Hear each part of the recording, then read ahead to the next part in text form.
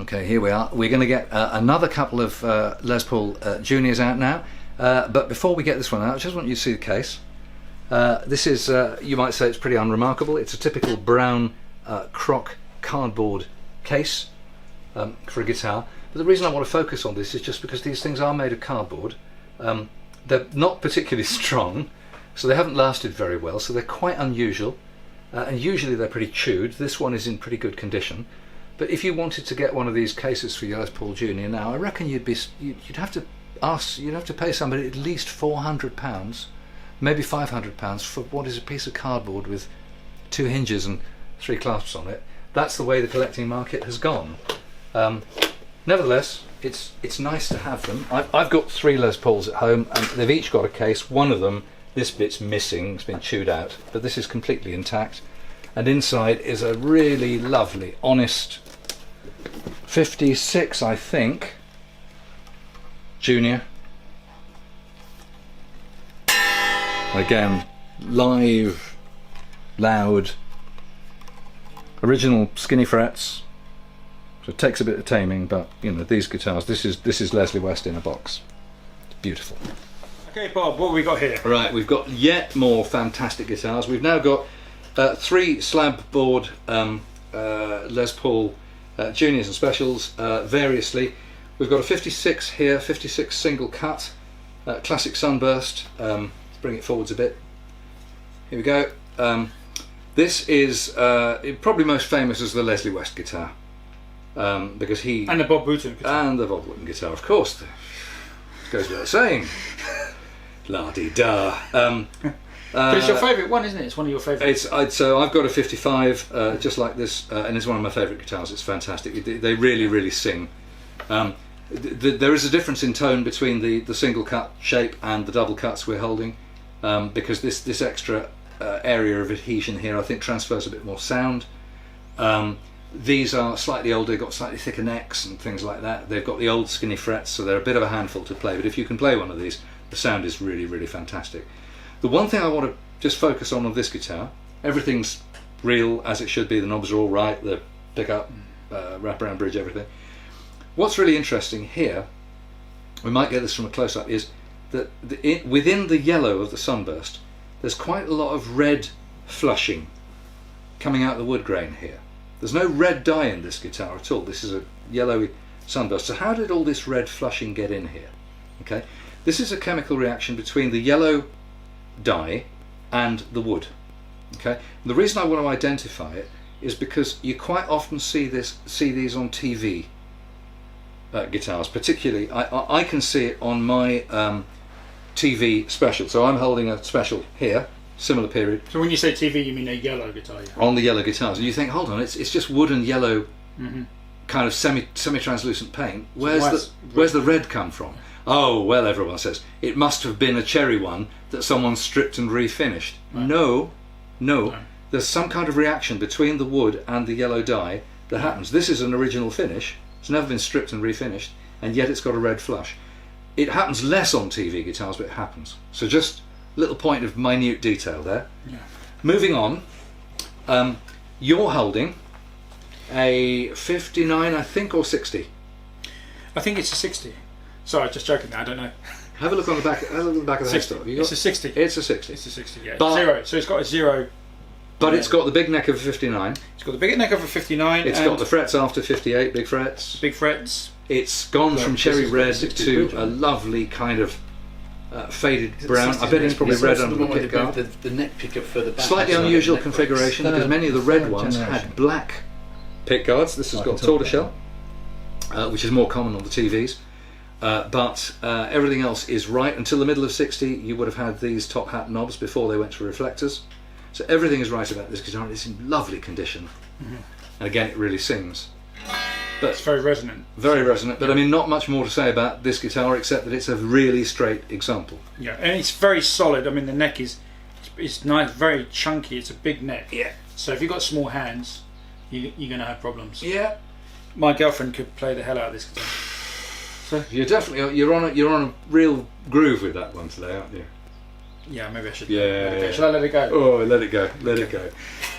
So its slightly big brother, these are the student guitars, its slightly bigger brother was the Special, which is a 2 pickup guitar. This is also a 60, I'm fairly sure. No, thinner neck? It's a 59. 59 again. Right, now this is really interesting because you can see how the transition was happening in Gibson at the time. The first of these guitars had this pickup selector switch here and this pickup here. So that was 58 when it was introduced in 59. So it's got the big frets. This has got the big frets late after 58. Right. And yeah, I didn't know this before I looked at it. It's got no silk screen. Right? This was the first guitar to lose the silk screen. So this would say Les Paul Special. Right. That would say Les Paul Junior. Junior, yep. This would say Les Paul Special, but the silk screen went. Yeah. And this is particularly important when you get to the TV version of this guitar, because it's very unusual to find a Les Paul TV Special with a silk screen. Mine hasn't got the silk screen either. So it's a little bit more geeky for you. And was there something going on here? Yeah. So version 1 pickup switch here, pickup closer to the neck. Version 2 pickup switch here. Version 3, which this is, they moved the pickup back. And that's because the neck tenon underneath here, with the pickup route, was incredibly weak. Right. And when these guitars slid off the side of people's amplifiers, like they did all the time, you know, bang, hit the headstock, either the headstock or the neck broke off. These weren't going to be played by guys in suits and glasses, were they? They were going to be played by students. Well, that was the idea. Although back in the day, you know, the guys, the musicians who didn't have a lot of money but were playing professionally, they figured out these student guitars were just bloody good guitars. Yeah. So these ended up being played by lots of good grown-ups too. Anyway, this is a classic in good Nick Special. It's faded more or less the same colour as that. But what's so interesting is this is a 59, right? Serial number begins with 9. But this configuration is later than my Special, which is 1960, because the pickup's moved. So in those days, you can never quite tell, is this really a 59? I mean, the neck, by the way, is definitely a 60 neck, and yet it's got 59 stamp on it. It's a 60 skinnier, flatter profile than that. Yeah. But that's a 60. This is a 59. So it's even the same with the Les Pauls. You know, we did that one video with that beautiful 60 Les Paul. It was a 60, but it was a 59 spec. Yep. So you can't really say a 60 was this and a 59 was this. There's all overlaps. The only thing to do is just surround yourself with these things, because there's so much conflicting information. As I say, this is very definitely a 1960 neck carve with a 59 serial number on it and a 1960 neck position. And this is a 1960 with a 50s neck on it. With a 59 configuration 59, neck. Yeah, and in fact, what's really interesting is that my two guitars like this, which are both TV yellow, my Junior is a 60 and it's got a big neck. My Special is a 60 and it's got a skinny neck and the pickup there. So Gibson were a bit all over the place in these days, so you know it's not worth being too religious about the details. Yeah. But you know, what fantastic guitars, just beautiful. And this is in lovely shape. I mean, there's hardly any buckle rash on it at all. The back of the neck has faded slightly under hand wear, but it's got this beautiful patina on it. Absolutely. The only thing is that somebody has modified this guitar with one thing that isn't original. Right. Hang on. Yeah, that's right. That isn't original, because that's the original. That does the job. Yeah. But that's a good idea, because if you do have any neck dive, that gets rid of it like a shot. And it's got these beautiful machine heads, very simple sort of. Yeah, Clusen strips, 3 strips. Yeah, same on this one. And all these are in quite good shape. Actually, contrast with this guy, because the buttons on this are beginning to go. Right. Crumble. As often happens as the vapours inside the case from the case lining. And the vapours coming off this plastic kind of celluloid. They argue, celluloid? Yeah, celluloid. I mean, the plastics in those days, you know, this was the early days of plastics, and they were unstable. So sometimes they last, sometimes they don't. There you go. So there we go. Let's move on swiftly, Bob. Let's to move the next swiftly on. section. That was fun actually, because that was a lot of geekery. Yeah. Yeah, I like that. I love these guitars.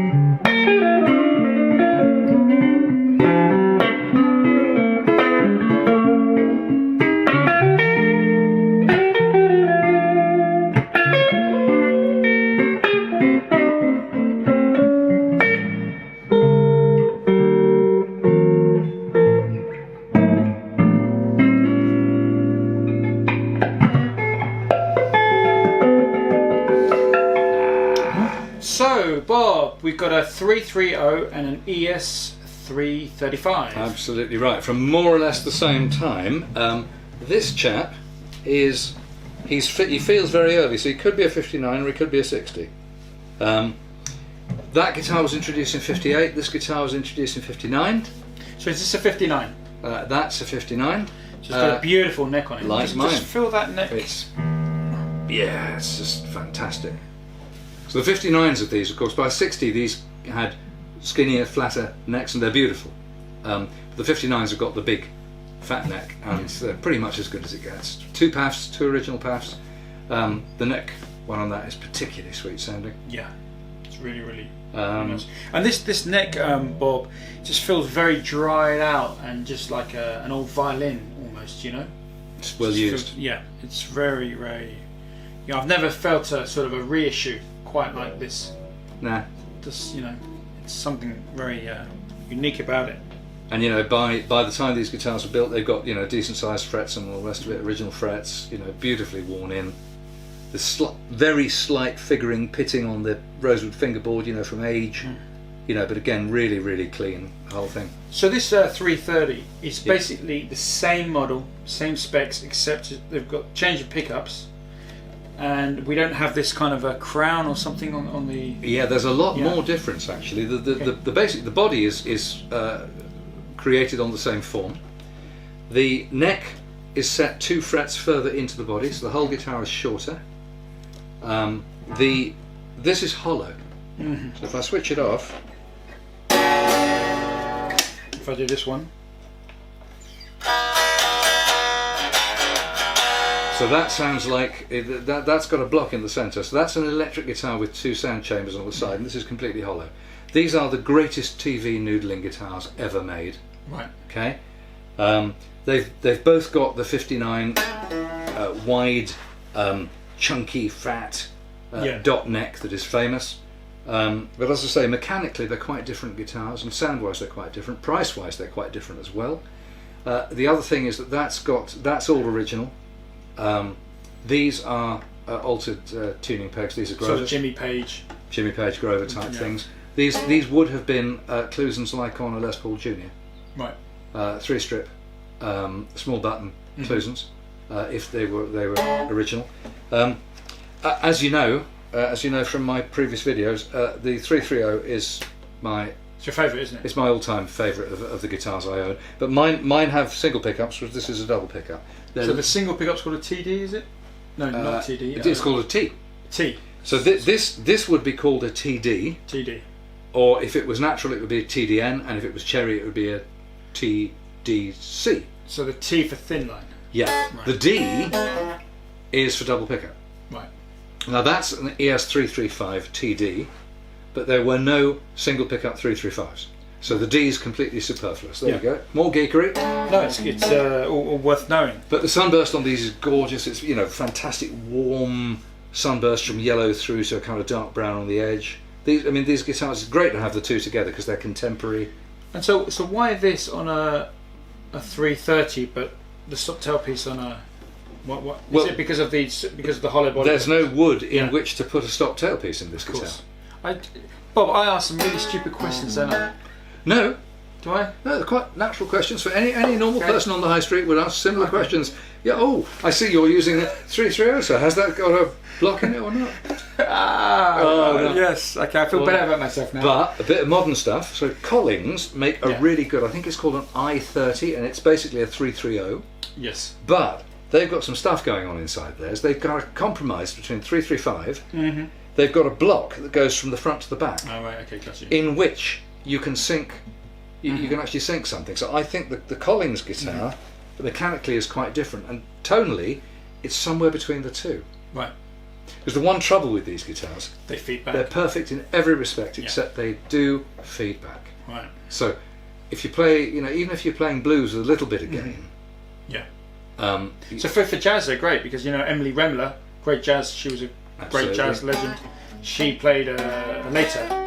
60s model. The great Grant Green, of course, played a guitar exactly like this, twin pickup, all the rest of it. So. But having said that, there was one band that played 330s who played through hideous amounts of volume and gain. The Beatles? No. Scots chaps, the Jesus and Mary chain. Oh, right, okay, Right? yeah, great. And they played a wall of Yeah. fuzz and distortion. I saw them play a few times. They were extraordinary. They used the Shin A fuzz. They were famous for the Did Shin A they? fuzz, yeah. And they used all that. And they used 330s some of the time. And I watched the videos. I can't understand how they can do it because But, you know, they'd want that feedback almost, wouldn't they? So their thing would be controlling. maybe it was just the whole thing was all mashed in. Yeah, absolutely. Gary Clark Jr. played Casinos, which are Epiphone Sort of John branded Lennon. 330 Yeah. hollow again, and he plays at some games. I mean, it can be done, but I think you just got to be a bit talented. Yeah.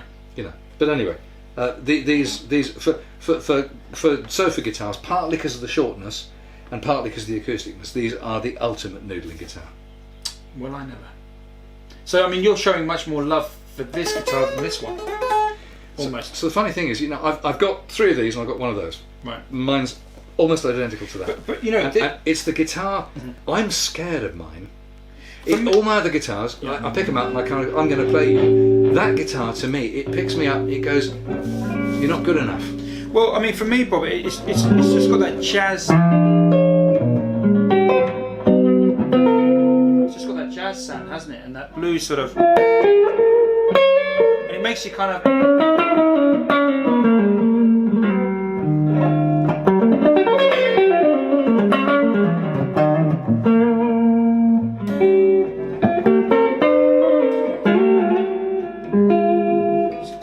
It's a Larry Carlton beast, you know? The funny thing is that you'd expect a guitar with a hollow body to be slightly richer than a solid body guitar. So the equivalent would be a Sunburst Les Paul to that guitar, 59 Yeah. Sunburst. Yeah. Strange thing is when you play the two together, the 335 is usually just a little bit brighter, Wow.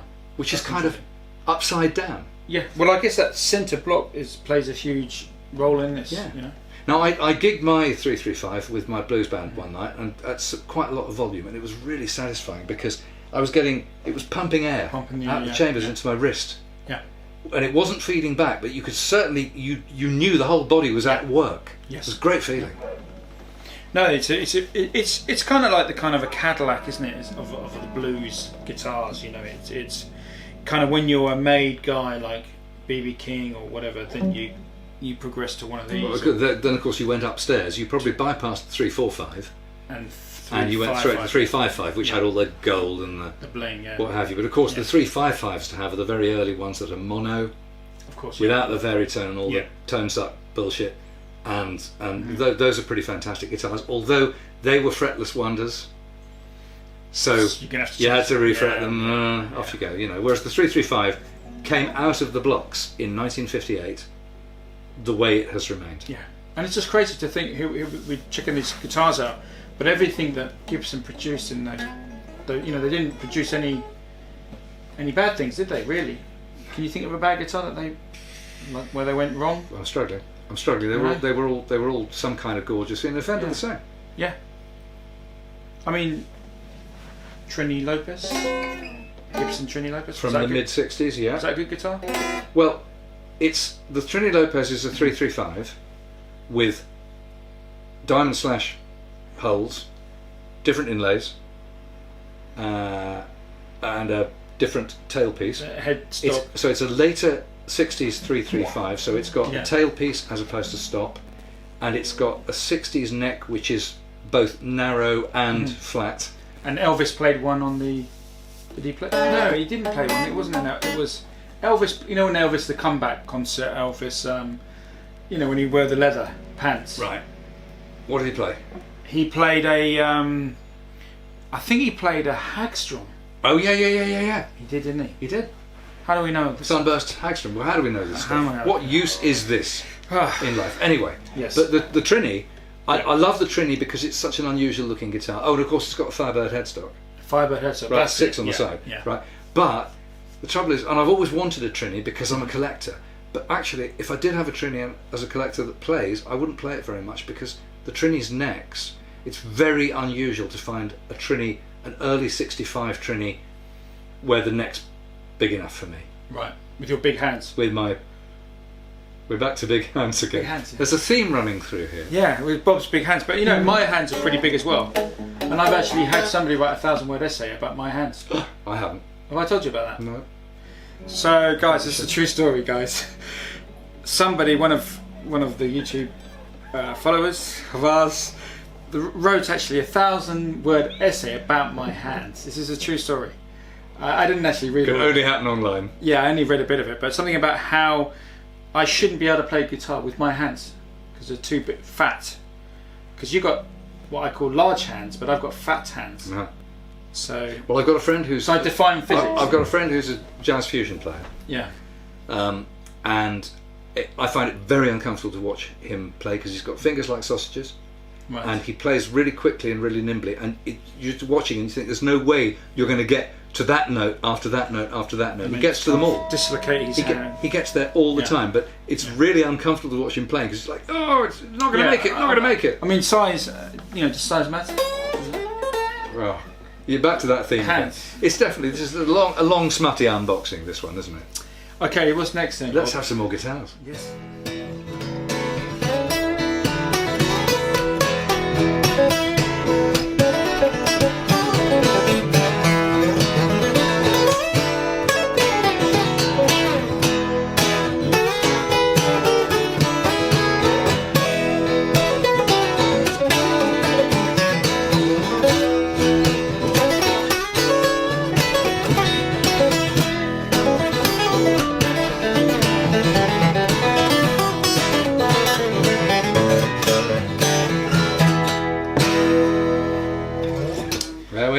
Fantastic. Okay, so the last two Gibsons we're going to do today, acoustics this time. I'm going to talk about this one first, save the best till last.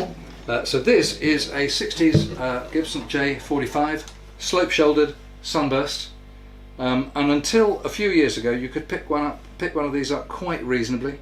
Probably 2.5 grand, something like that. Right. For a good one. They've really soared a bit in price, and I'm not surprised. It plays like an electric guitar. And what year is this? Is this a 64, 65? It's a 64. And what's really interesting is this bridge here with the two screws. Yep. So these were put on quite a lot of Gibson and Epiphone guitars of the period. It's a ceramic bridge, but it's adjustable. Right. Some purists say that this sucks a bit of tone. Right. Now, I don't play a dreadnought guitar very often, and I certainly don't play with a heavy pick, and I don't play bluegrass where I'm kind of kicking out the bass drum and the bass at the same time. My favourite acoustics, I never was interested in a dreadnought guitar until recently, and now they are my favourites because you've just got all that bass coming out, and you can still finger pick, you can still do all that kind of stuff, and they just become my favourites. I just love, What's so great about this guitar for me is it's quite a light guitar. I mean, physically weight-wise, but very easy to play. So I'm mainly an electric guitarist, so it's not doesn't work against you. And it's a mahogany back and sides. It's a mahogany back and sides, and spruce. It's a spruce front, quite a nice grain on it. The nearest thing I've got to this in my collection is an Epiphone Texan, which is also slope-shouldered. It's a slightly different bracing inside, but they are contemporary, and that also plays really, really well. It's got the standard frets of the time, which are quite wide. Good for bending and stuff like that. We've got a laminate rosewood board on a mahogany neck. Yep, that's right. And this is quite pale rosewood as well. Fairly standard guitar, mid-fi Gibson guitar of the time. But this one, it sounds great and it plays great. It's just a very comfortable guitar. If you had an acoustic guitar, sitting in your sitting room, this would be the one. And really interesting. This is really beautiful, sort of celluloid, I guess. It is. But it's quite thick, isn't it? It's very thick, and it just looks. I mean, you're probably not going to see this, guys, but it just looks really beautiful. It's a very nice. It's got some curl and some kind of figuring in it. It's basically red, but got black swells in it. Nice. What often happens on these guitars is that the celluloid shrinks, and it pulls the varnish, and sometimes it even pulls the wood. Okay, so you very often get a split in the wood around here, which can be patched. It doesn't really affect the tone and everything, but for the purist it probably affects the collectability. So that's the J45. You, however, are holding a real peach. These are very unusual. There are very few of these made. It's a J185 from late 50s, I think. And it's got the beautiful sort of flame maple sides. Tell us how much that guitar weighs. Nothing. Absolutely, it's like a piece of paper. You know, I thought I was lightweight, but this is even lighter. Boom, boom. You know? It's amazing. It's a wonderful guitar. So this is the J185 was a slightly smaller bodied and slightly less fancy version of the J200, which was Gibson's big, fancy, ornate thumping guitar. Which Elvis, coming back to Elvis, he used it. But the J185, for my money, is I find the J200s really big, hard, heavy guitars. You need to hit them hard. Right. This guitar is completely different. It's light. The top appears very thin. It's got a lot of bass. A lot of bass. But a lot of bass coming out of virtually no weight. It's almost a phantom guitar. It's fantastic. But the action is great. And it's very good for... Absolutely.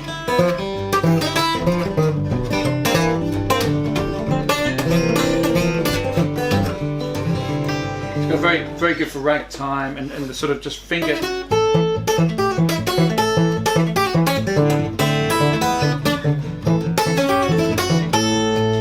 Very good for finger picking. I think there's a guy called Woody Mann. I don't know if you've come across him.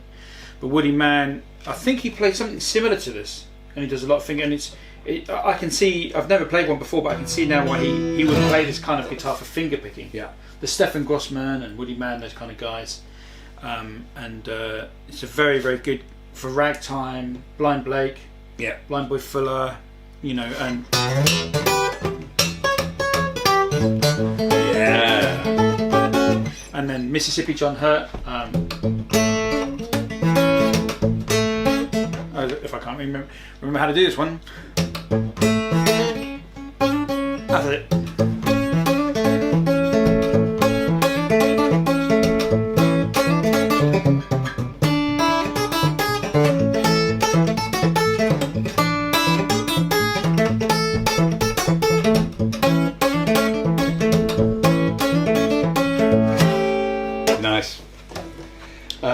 Maltese cross inlays in the across the bridge. I don't know why, but I love them. I love them. It's just a nice embellishment. Again, the Pickguard, beautiful piece of tortoiseshell celluloid, and you can see the Pickguard here has shrunk a little bit, and it's pulled against not the wood but the varnish. So you've got a very slight gap around it. But it's very nice, isn't it? It's a very beautiful. Very nice. This guitar has. I mean, yeah, this guitar is by no means pristine. It's seen a lot of wear. This has been on some major tours around the world. I think it's been out with U2. It's been out with Clannad. It's really it's travelled, this guitar, but it's absolutely wonderful. It's a real piece. You pick it up, and you go, oh yes, yeah.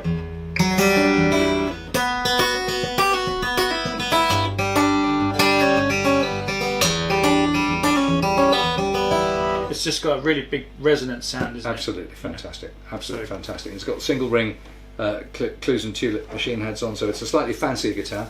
But as I say, very, very few of these were made. I'm not sure of the numbers, but I might put that as a and that subtitle. back is unreal. It's a nice piece of maple. You see, this is a maple back and side guitar as well, with a mahogany neck and a spruce top. It's almost like a jazz guitar, isn't it? Yeah. You know. But quite fancy, you know, sunbursted neck and stuff like that. It's just very tasty.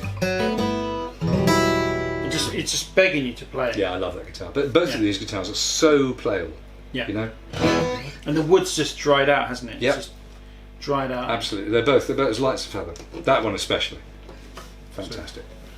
There we go. There we go. We love these.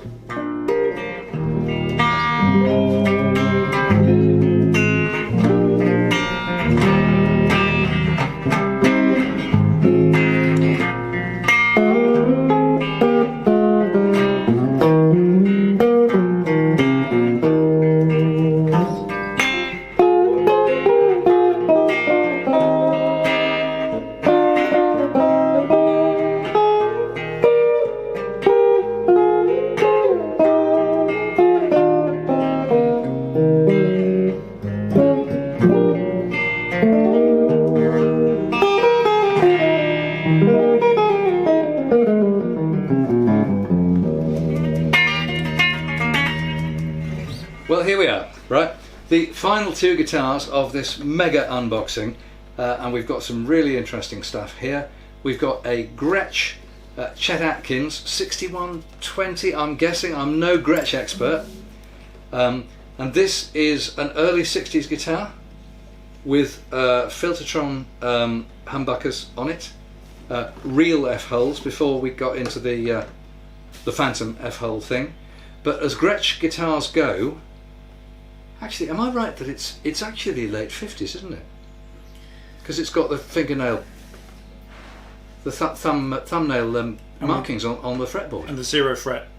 It's got a 0 fret on this. So the trouble with Gretsch is that they change the designation of their guitars all the time, but it could be late 50s because the confluence of the thumbnail markings and the Filtertrons. I'm no Gretsch expert, and Gretches are a law unto themselves. Can I tell you a funny story I heard about Gretsch? I don't know if this is true or not, but I heard that a lot of the Gretsch employees, they would sit around all month doing not a lot, playing cards and stuff, and then at the end of the month, where they had to make, because they had to fulfill an order, then at the end, like the last week of the month, then they'd all be like, okay, we're going to make all these guitars, and so if you got a guitar that was made out from the end of the month, it wasn't as good quality as one that they had more time to do at the beginning of the month. I don't know if that's true, but that's a story that I heard. Like Friday afternoon cars, isn't it? Yeah, but this particular one, it looks very, very well made, and it's just got a beautiful sound. And the fretboard, again, like with all these guitars today, Bob, I really love the shape. All these guitars seem to have big necks, so maybe maybe they're owned by somebody with big hands. You're like back yourself, to big hands again. Like yourself, I don't know, but anyway, but it's an interesting sort of observation. But you could play anything on this. It's very versatile. I mean, this is your classic rockabilly guitar these days. Yeah, and it's just got that.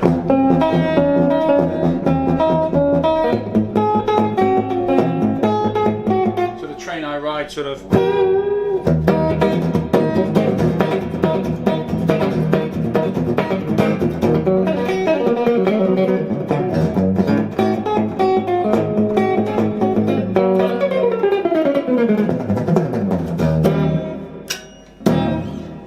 Real rockabilly guitarists would hate me now, but anyway. Yep. It's got the sound. It's got the sound. It's got the fantastic pickups, those Filtertrons. And this is a Gretsch that's quite good news. It hasn't got too many knobs and switches on it. And some of them have got so many knobs and switches, you don't know whether you're in Piccadilly Circus or Beijing. But this one's fairly simple. The I other guess thing that's is, a master. Is that the master? that looks like a master volume, and then volume and tone here. But pickup selector. now I'm not so sure what the other one does though. On and off. No. Where's our researcher? You know, the guy that. Where's our researcher? Well, bloke with the clipboard. Yeah. Yeah, we haven't got one. We haven't got one today. He's gone. But somebody who's watching this, who's a Gretsch expert, will tell us what all these switches do. I get very easily lost on Gretches because they've got a lot of controls. But it's got wonderful things like it's got a Bigsby, it's got a bar, a floating bridge with a bar on it. Just give some movement to a few chords on the Bigsby because it should sound really good. Yeah.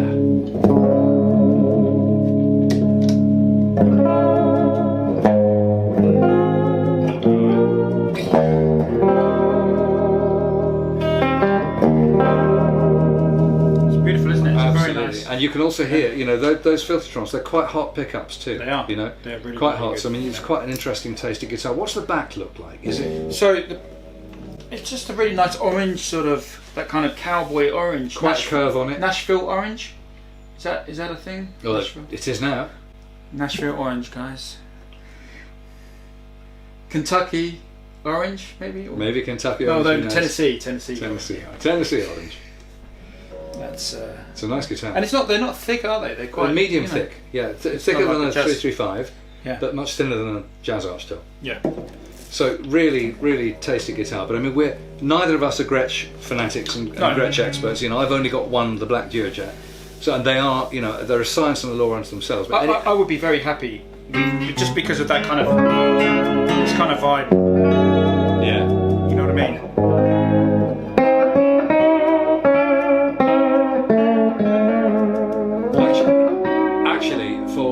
I've heard the snippets from Ramon's forthcoming album, and there's a few tracks on there where throwing on a bit of that atmospherics would really hit the spot. It's absolutely up your alley.